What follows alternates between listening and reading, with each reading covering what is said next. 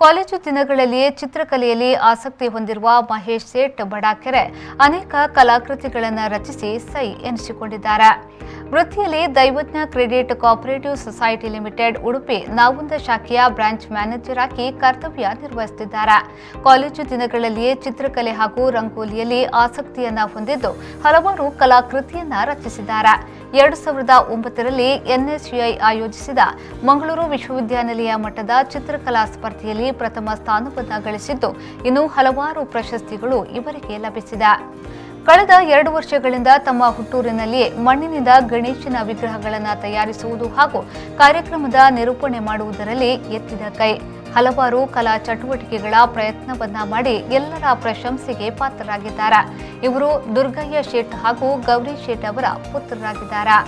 ಇದು ಸಂಪೂರ್ಣ ಮಣ್ಣಿನ ಗಣಪತಿ ಮಾಡಿದ್ದು.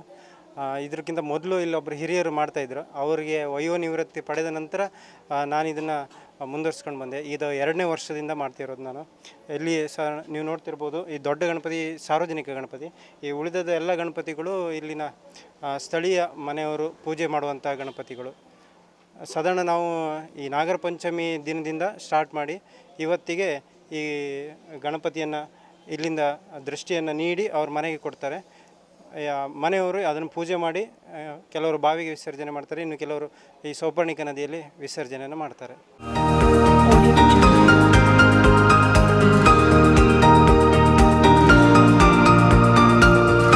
ರವಿರಾಜ್, ವಿ4 ನ್ಯೂಸ್, ಬೆಂಗಳೂರು.